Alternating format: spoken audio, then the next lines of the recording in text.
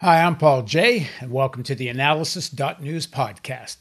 Please don't forget the donate button at the top of our webpage at theAnalysis.news. And a very generous supporter has offered $10,000 as a matching grant. So if you donate or if you up your monthly donation, he'll match that. And that's how we survive. So thanks for listening, and be right back.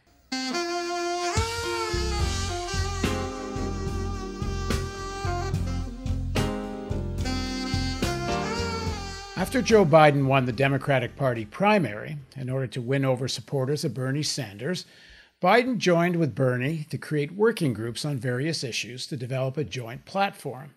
Interestingly enough, foreign policy was not on the table. I don't know if that's because the two sides were too far apart on the issue, but Biden's appointments to his transition team, now working on foreign policy, and rumors of who he's considering for Secretary of State and other key posts is not suggesting any recognition of progressives' concerns about his policy directions. Domestic appointments so far are not all that much more encouraging for Sanders supporters. Now joining us to keep track of what we know so far about the direction of the incoming administration is Kevin Gosztola. He's a managing editor of Shadowproof. He publishes the Dissenter newsletter at Substack and is co-host of the weekly Unauthorized Disclosure podcast. Thanks for joining us, Kevin. Yes, thank you. So start off with, what do we know? Kind of go through the list of, let's start with foreign policy. Who are the key people on the transition team? Who does it sound like the direction that he might go in for important appointments? So we've got a list of people who we know in the last week have been providing national security briefings. And then we also have these agency review teams. These are people who are going to plot the way forward for the first 100 days and after. So we have people who are on State Department teams, a Defense Department team, and then there's an intelligence community team. And these people are going to be most consequential for the way forward for foreign policy and, how he interacts with his national security apparatus and the officials in the intelligence agencies. To me, people that stand out are individuals like General Stanley McChrystal, who we know as someone who commanded JSOC, the Joint Special Operations Command, under President Barack Obama's administration, but was also brought on board while Bush was president and was involved in running these operations in Iraq, oversaw Camp Nama, which is an acronym that spells out nasty ass military area, actually. And there was just horrific torture going on there. It's heavily documented in Jeremy Scahill's book, The Dirty Wars, or Dirty Wars. And he's someone who is a pioneer of this world as a battlefield paradigm that we live under in a post 9/11 era. He systematized mass killings and the capturing of suspected insurgents in Iraq. And at this Camp Nama, we know from Jeremy's book that CIA general counsel visited and found that there were torture techniques being employed that were far worse than some of the techniques used by CIA interrogators. So it was just shocking, some of the gruesome details that are laid out there. Stanley McChrystal covered up the tragic and horrific death of Pat Tillman, the former NFL player. He's implicated in that. And so then, you go down the list in the national security briefing. We also find William Mcraven, and William Mcraven is another person who is emblematic of what Obama pioneered and revolutionized when it came to drone warfare. Mcraven would join John Brennan at the Terror Tuesday meetings where they pass around the baseball cards, picking who would be killed next on the kill lists. And Mcraven was, in fact, an individual who pushed for the strike that resulted in a massacre in Al-Majala in Yemen something that Jeremy Scahill reported on extensively and covered in detail, and has gotten widespread attention by the Bureau of Investigative Journalism and other groups. The ACLU pushed for records on this massacre. There were 41 civilians who were killed, 22 children that were killed in this massacre. And it turned out that there were no Al-Qaeda targets there. This was not an Al-Qaeda camp. This was where farmers and women and children were living. So that's another example. Samantha Power is in on these briefings, likely to be a top candidate for a position. She's a regime change warrior, someone who pushed for war in Libya, someone who's pushed for greater action in Syria. And, the thing that I find interesting that sticks out about her is this idea that her book, A Problem from Hell, was abused by neoconservatives to justify the war in Iraq. And yet when you look at her doctrine, which is known as responsibility to protect, a kind of a way, what Max Blumenthal describes it as is military humanism, or taking what is really imperialism and cloaking it in this patina of genocide prevention, and trying to make it more marketable to people who don't want additional entanglements throughout the world. So you look at her, and there's no responsibility there. I mean, Libya has been utterly destroyed as a result of her advocacy, and yet she does not feel like that's something that could have been foreseen when she was working for Obama as his. She had a special position. She was called the special assistant to Obama. Seems like this almost created position just so she could advocate for greater military action in the Obama White House. So those are three individuals that stand out. I'll close by just saying that there are stand-ins on the Biden-Harris transition team that look like it suggests Susan Rice will be picked as the Secretary of State that Biden wants to serve in his administration. And Susan Rice is, another hawkish figure who pushed for war in Libya, who has this belief that Russian influence is behind almost every single crisis that befalls the United States, it would seem. She even suggested that the George Floyd protests might have been a result of Russian interference earlier in the summer this year. And Susan Rice is also notorious because when she was part of President Bill Clinton's administration, there are documents that show that she advocated for removing UN peacekeepers from Rwanda, and we know now that ended up fueling the genocide that took place in Rwanda. So she's had this on her conscience, and in a way, it's actually made her more hawkish and more irresponsible in her advocacy for greater interference or interventions in countries. So I find myself in a weird position these days. Because there's been so much critique from many of our colleagues in independent journalism and so on about Biden and his history, which is mostly correct. I do think there's a few things that do need to be pointed out about Biden, where it may suggest he's got a little bit less aggressive instinct. And maybe he did learn something from the Iraq war vote. But anyway, let me go through them. Because many of the people he's talking about and nominating are kind of not people that had this less aggressive instinct, which is kind of weird. So let's start with the most important one. Biden fought for the Iran nuclear deal. And apparently, against a lot of pressure from Chuck Schumer's and within the Democratic Party, Biden fought for that deal. And I think when Obama got elected, I had been very critical of Obama during the election campaign. I was never, I never drank the Obama Kool-Aid, and I actually read his speeches, because if you read them, you saw he was a typical, normal, center-right Democratic Party figure. If you listened to him deliver the speeches and that wonderful smile, you would be charmed by him. So, but I said there's only one thing I hope from Obama, that he'll be rational on Iran, and I think he was given the alternatives. I mean, it's not like they didn't have sanctions and do some nasty things, but the deal was at least something you would never have gotten out of most other, certainly Republicans and maybe even Democrats.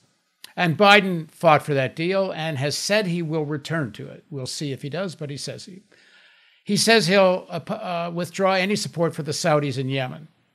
That's an important pledge, and we'll see. It also tends to go along with the Iran deal because it's kind of a strategic positioning of not allowing the Saudis to simply run the Americans around the Middle East and accept, and this is actually quoting Joe Biden from the first, or I'm not sure, first or second campaign, but in one of the vice presidential debates, he said that you must now accept Iran as a regional power because, if you didn't want, this is him saying, if you didn't want Iran as a regional power, you shouldn't have invaded Iraq because that was the buffer. So that was a rational position about Iran, and hopefully he might pursue that. On Libya, it's been reported that he was against the American intervention in Libya, and Obama went with Clinton and Samantha Powers instead. I don't know if it's true, but I think you can correct me if I'm wrong, but I think it's been reported in more than one place that Biden argued against it.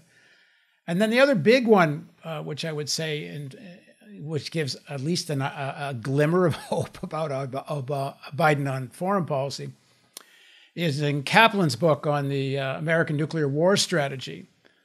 Apparently, when Obama wanted the New START treaty and the Republicans were pushing back, they said without a massive new investment in nuclear weapons, they would not support any new treaty. And it's been reported by Kaplan that Biden argued against that, saying that, one, they're never going to agree to the treaty anyway, and two, you shouldn't be making this massive new investment in nuclear weapons. So if all of that is true, and much of it has been reported and is fairly factual based, it does suggest perhaps even a less aggressive policy than Obama. On the other hand, he's appointing all these old Obama people who are essentially, as you said, this humanitarian interventionism. I mean, we think he's appointing them. We'll see. These are people who are speaking to him and providing their most up-to-date knowledge that they have about the way the world is outlined. And I think on one hand, everything you say, it's okay to accept as true. I mean, some of it I'm not sure that I know exactly. I'm not entirely sure what Biden's position is on Libya. It simply didn't come up a lot during the 2020 campaign. It wasn't an issue. But we do know, as you said, and I think it's an important thing, that he was willing to take a stand against the continued bombing of Yemen by Saudi Arabia. So we'll see how that works out. I'll say, though, that I don't see any individuals currently who are working on that as their focus of ending that conflict. So as I go down the list of people, I haven't come across anyone who has been specializing in what's happening in Yemen. And in fact, you could make the case that you find individuals who have made it worse because they're linked to the drone warfare that has been intensifying divisions within the country. So that's a problem. Well, for what it's worth, in Biden's article in Foreign Affairs early this year, he talks about, one, ending the endless wars, whatever that really means, and two, he made this very specific pledge of stopping support for the Saudis in Yemen. Now, whether he keeps that or not, who knows? Yeah, and I think you mentioned that there was some discussion between both camps, Bernie Sanders' supporters and Biden's supporters, that came together to work out some agreements. And I do think that's one area on foreign policy where there is an agreement on both sides, that this is something that needs to end. But we've also seen that in the Senate, that they have been working on trying to end U.S. military support in the Senate. Of course, Donald Trump was able to veto a resolution that was supported in both the House and the Senate. Iran is very crucial. And, unfortunately, I became aware of an individual named Bob Work who has been involved in defense work. And he recently, in the last 2 days on November 17th, participated in an event for the Center for New American Security, which is a think tank funded by weapons manufacturers. And also they received some funds from fossil fuel companies. And he spoke about how he thinks Iran is marching toward a nuclear weapon. And that really was jarring to me because I don't see how that's founded in any reality on the ground in Iran. I don't know what incentive they have to pursue a nuclear weapon unless it's your belief that the entire last 4 years under Donald Trump have backfired so miserably that we're back to where they believe they were at 10 or 15 years ago in considering having a nuclear weapon as a deterrent to protect them from U.S. imperialism, essentially. Let me just reinforce something you just said, because it doesn't get said enough. Even if they were moving towards a nuclear weapon, which there's no evidence that they are, none. Yeah. But let's say it could only be for defensive purposes, so you don't get invaded or bombed. There's no way it's for aggressive positioning, and that really needs to be said more often. Yeah, well, and I've always thought that, or at least I've come to understand that that's probably why North Korea has a nuclear weapon as well. I mean, the idea that you can assert as a deterrent that you're not going to be pushed around by the United States, that you have some leverage to work your way into the world. And that's, Iran wants respect in the same way that North Korea wants to demand respect from the United States. And I look at both of those countries, and I am concerned that when you see the roster of people being invited on board, they are people who favor economic warfare. They call it economic statecraft, but they believe in sanctions, harsh sanctions to be meted out.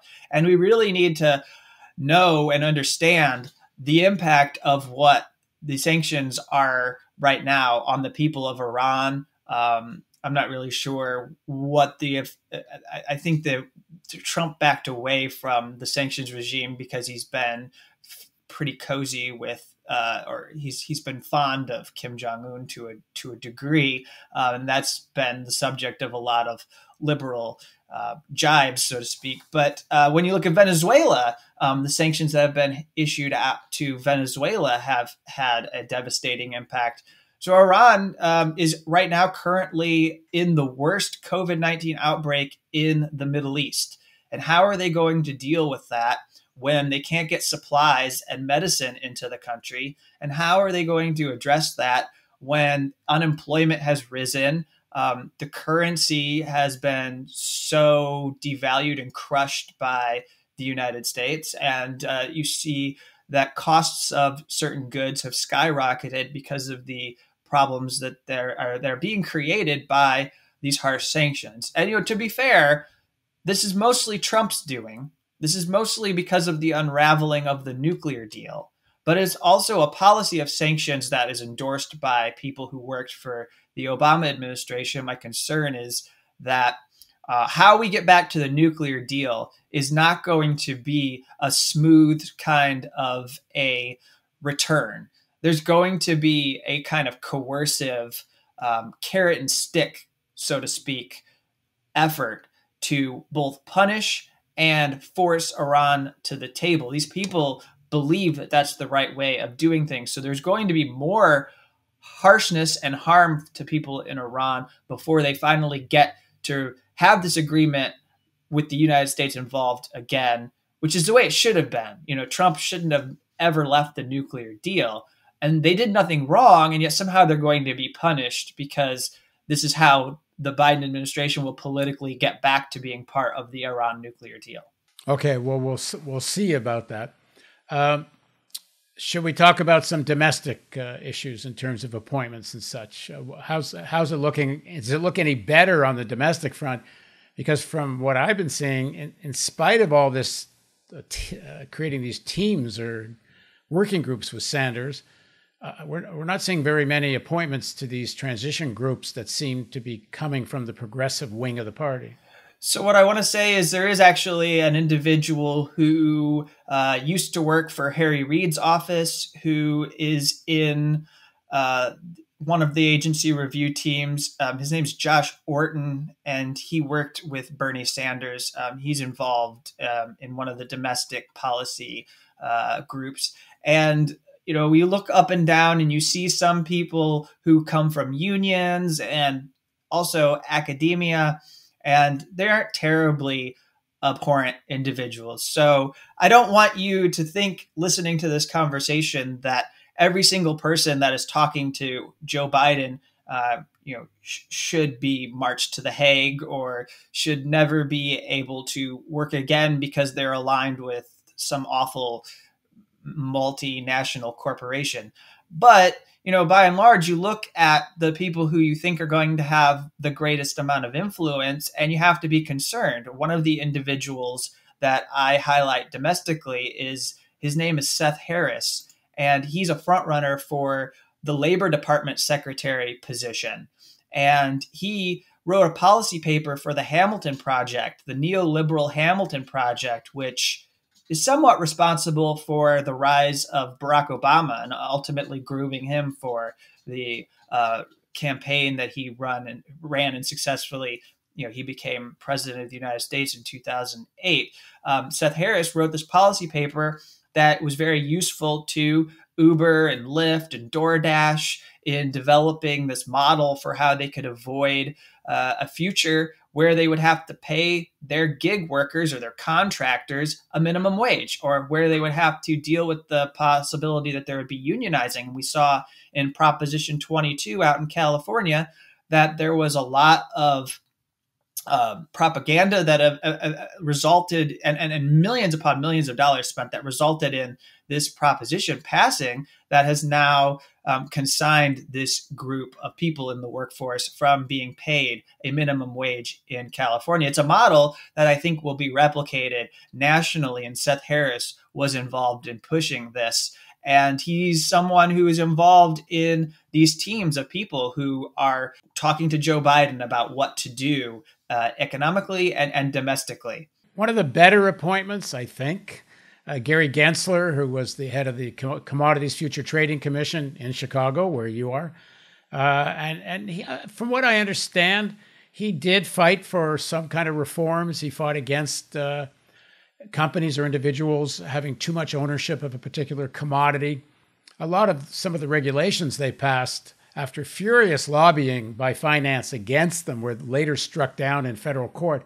But Gensler, I think, actually did fight for a certain amount of regulation over commodity investors. So I would put that in the positive column. I will add that something I haven't noted in any of the interviews I've done yet is that someone named Urj Jadoo, who is involved with America's Voice, is actually the leader of the Homeland Security team. And this is a group that is a kind of, I looked at it and it looks like a nonprofit operation that has done work around immigration rights or immigrant rights. And the fact that someone like that is involved in coming up with the policy for Homeland Security. You also see someone from the American Civil Liberties Union who was asked to be part of this Homeland Security team. I do think that's a positive, and it shows you just how visceral the kind of abusive policy of Trump it has been felt within the Democratic Party establishment, and how convinced they are that you just can't go back to the way it was under Obama, when we had the massive crisis of people fleeing Central America and there was child separation and people were ending up in cages. And this was horrible. And eventually it just got even worse under Donald Trump. And I think they know that they can't go back to that status quo. So there's a lot that we can say about Biden's transition team and the status quo that they'd like to return us to. But I do think that there's a huge potential to move into a more positive direction when it comes to how we treat immigrants.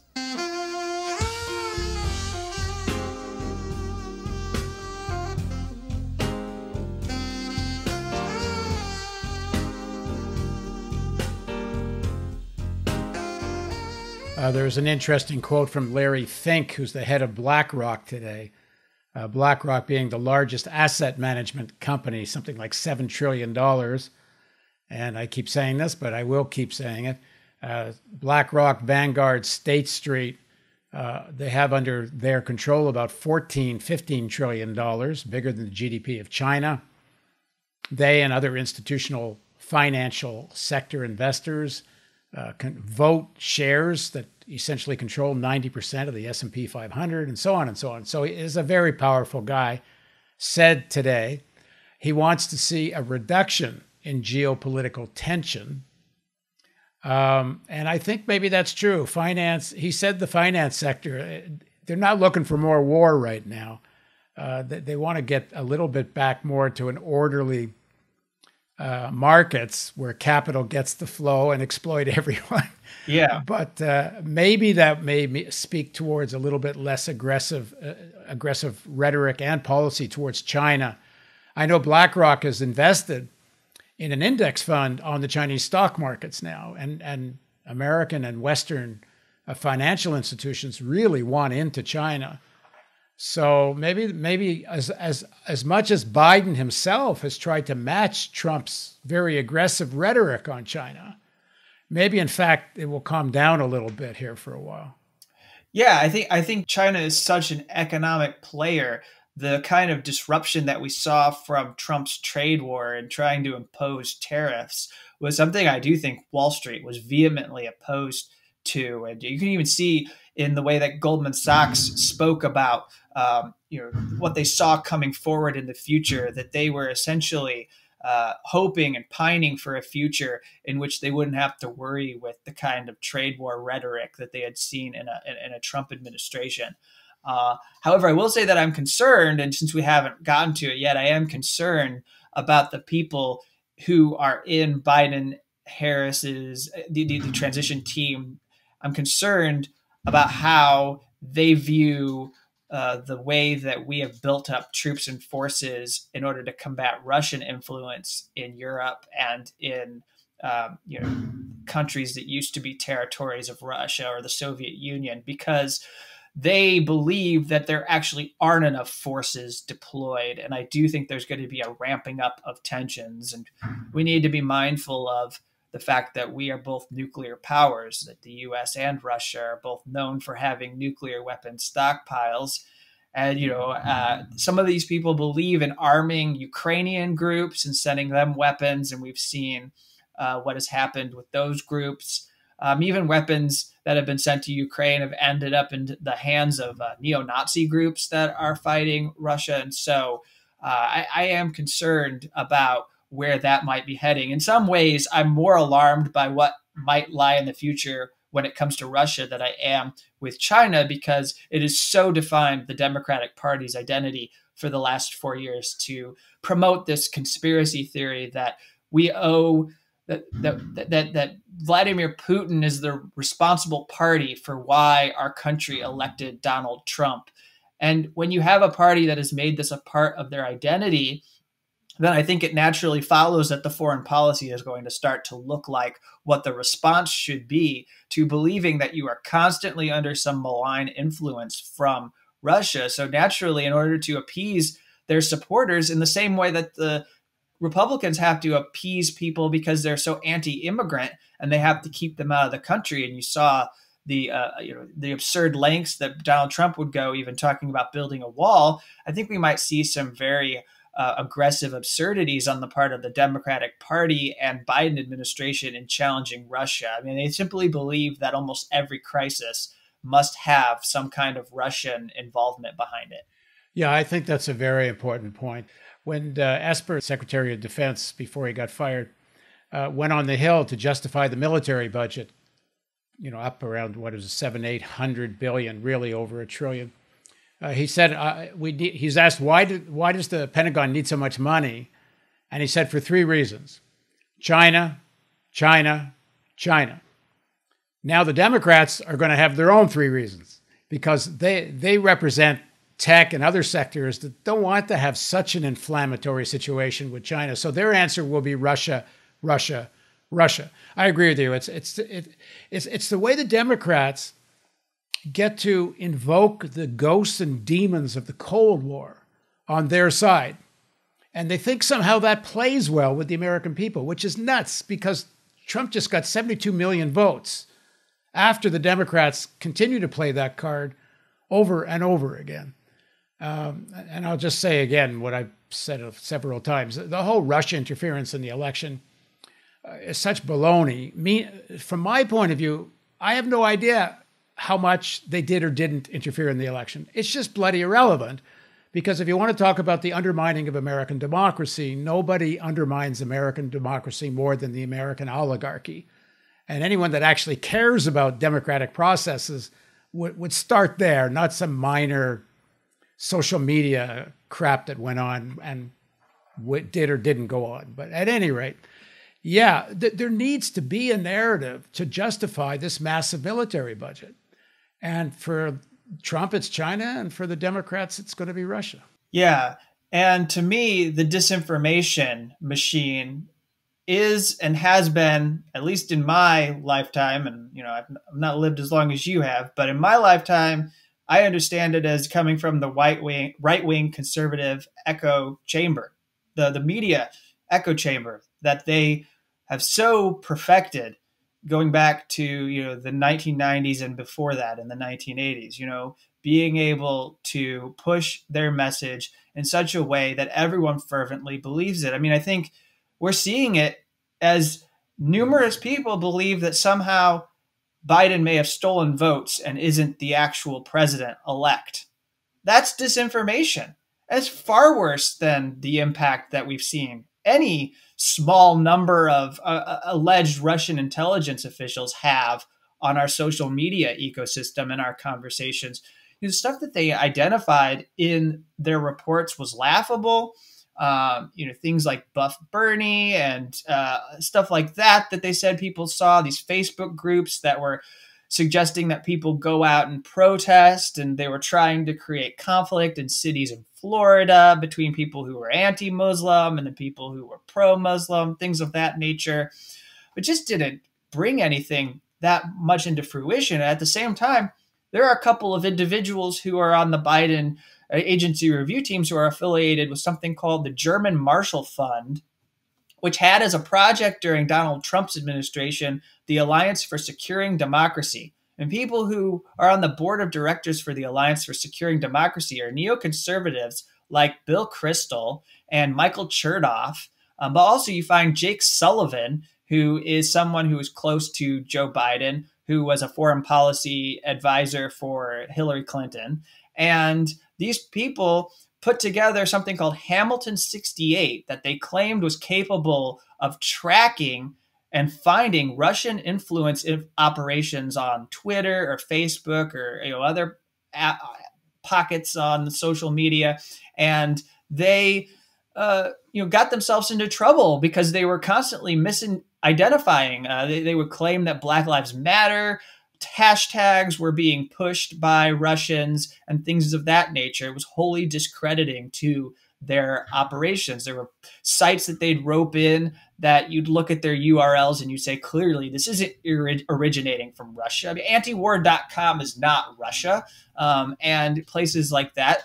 And it became a very convenient way for them to marginalize and go after left-wing anti-war voices and people who are anti-imperialist. And, I think during Biden's administration, we're going to see more of that because it's very convenient. They know that there are people who are opposed to their worldview when it comes to foreign policy. And the only answer that they have is not to debate us, but to suppress the way we view. And instead of engaging us constructively, they would rather erase us from social media. And unfortunately, they've convinced Mark Zuckerberg at Facebook and Jack Dorsey that they should get involved.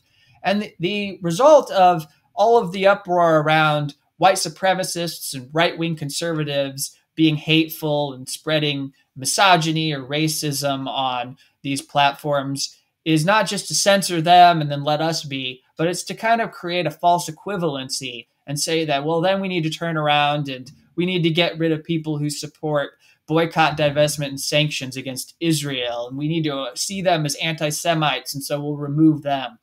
And it's to go even a step further and to erase voices who are in adversarial governments like Iran, China, Russia, Venezuela, Nicaragua, to remove those voices and say that people here in the United States and around the world shouldn't be exposed to them as they oppose the United States. And so they get their accounts taken down by these platforms. And so I'm concerned because Biden, the people around him in his circle, really do believe in this kind of suppression of discourse. I think it's an important point that needs to be made more often as well, is that the Democratic Party primary corporate leadership, their foreign policy thinking, and Obama said this when he was asked, where does your foreign policy thinking come from, is Truman. And it's not that Truman was some brilliant foreign policy thinker. Is that Truman, a Democrat, realized after World War II that the way to grow the American economy and out of this post-war period was increased militarization. Even though they cut back a little bit for a while, it started to grow again. And this is why you get this quote from Eisenhower, beware of the military-industrial complex. He doesn't say get rid of the military-industrial complex, Eisenhower. He said beware of the consequences. But he takes it as a given. And it's not because they really thought the Soviet Union was ever going to attack the United States. There's lots of internal documentation. They never believed that was true. They never believed that the Soviet Union would invade Western Europe. It was all a framing for a justifying this militarization of the economy. And everybody knows when they build an aircraft carrier or jets, every state gets a little piece of it. It's an important part of the economy. It's a way there's actual, government. It's Keynesianism with arms. And it's something that Republicans always push without admitting that this is government stimulus to a large extent. But in the Democratic Party, this is the core around which their thinking is that if you were ever to give up on this militarism, what do you do with the economy? Now, the fact is they could take that same money and just directly stimulate and create infrastructure. It doesn't have to be spent on military. And in fact, military stimulus, production of military, is a lousy way to stimulate the economy. If you look at the jobs, the bang per buck in terms of jobs and such and things like that. But they're so rooted. And then the second thing is, and this is part of Eisenhower's beware, is that not only is the military-industrial complex so powerful politically, but who owns the military-industrial complex now? It's all the big banks. Like you go and you look at who owns the majority of shares of Raytheon and Lockheed Martin and Boeing and all these big ones. It's all financial institutions starting with BlackRock, Vanguard, State Street, who each of them have, at least 5, 6, 7% of the shares, and then other financial institutional investors. So, you start talking about changing foreign policy with serious cuts on military spending. You're not just taking on those military manufacturers. You're taking on the financial sector. So you got to be able to justify all this. And if it's not China, it's got to be Russia, because you don't need aircraft carriers to fight terrorism. What is it? They're building, I think it is 12 or 13 Ford-class aircraft carriers, nuclear aircraft carriers. And they're going to cost something in the range of $13 or $14 billion each. How do you justify that unless there's some power out there as an existential threat? The other ICBMs cost billions of dollars. This $1 trillion in new upgrading of America's nuclear arsenal. Daniel Ellsberg and others who are experts in these issues say the ICBMs are totally useless because everybody knows, each country knows where each other's ICBMs are and knows how to target them. The only real effective deterrent is on submarines. But they're going to spend billions more on upgraded ICBMs. Why? Because it makes money. This quote from Ellsberg, I think, is really important. He says, Ellsberg says he came to realize that the Cold War was essentially a subsidy for the aerospace industry after World War II. And that is I think the essence of Democratic Party, corporate Democrats' foreign policy. Yeah. And the one thing I'll point out to you along the lines of what you just said is that we see people who get linked back, who you can link back to. They have positions at these think tanks. These are places like the Center for Strategic and International Studies. They boast that they're the #1 think tank in the U.S. That's how they feel about themselves. There's the Center for New American Security, or a new American Security. There's the New America Foundation. And I'm struck by what you just outlined, because you mentioned the big banks, you mentioned the defense contractors, the weapons manufacturers, and then there's oil companies as well that are part of this. And all together, they basically entrench this kind of war economy. And CSIS, the Center for Strategic International and International Studies, is some place. It is an influential place, a hub of pushing out thinking about U.S. foreign policy that receives funding by the Bank of America, Chevron, Northrop Grumman, Boeing, ExxonMobil, Lockheed Martin, Saudi Aramco, Bechtel, Citigroup, General Dynamics, Raytheon, BAE Systems, Royal Dutch Shell, ConocoPhillips, and JP Morgan Chase.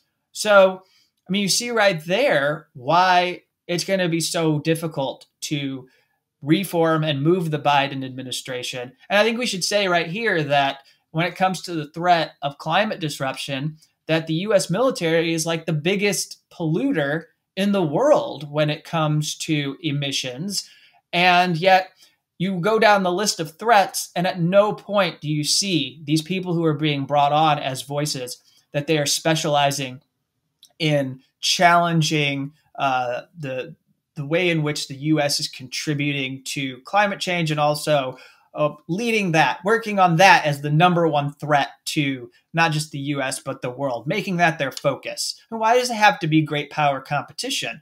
Well, that's because that's how the economy is organized, as you say. I mean, it takes more work to reorganize it in a way to save the planet. And so we're stuck in a status quo that benefits those who make the most money, and the elites aren't going to shift. And that's why you find it so difficult to move the Democrats in a direction to support the Green New Deal or anything similar in a way that could stimulate the economy and provide jobs to people when they need it most, at a time when the COVID-19 pandemic has put incredible stress on small businesses and people at stores and shops and all kinds of places across America are finding it harder to keep people on the payrolls. So I don't know. We're going to need something FDR-like from Biden, but his administration is built with people who are as far from the FDR sensibility as you could possibly be.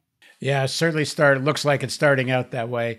And the only hope here is, and it's not a good hope in a sense that as this pandemic continues to get worse and the economic consequences get worse, does it get so dire that there just has to be FDR-ish kind of moment, whether these are the right people for it or not?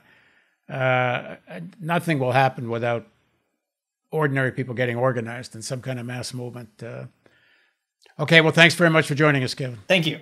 And thank you for joining us on the theAnalysis.news podcast. We're going to do another segment with Kevin or another reporter and deal specifically with what Biden's going to do on climate, because some of the appointments so far are it's kind of a mixed bag, but one of the key ones is not so encouraging, this guy Richmond. But we'll talk about it more later. So don't forget, we're having this fundraising campaign right now. One of our donors put up $10,000 as a matching grant. If you donate, he'll match buck for buck. If you do a monthly, we'll times 12 match it.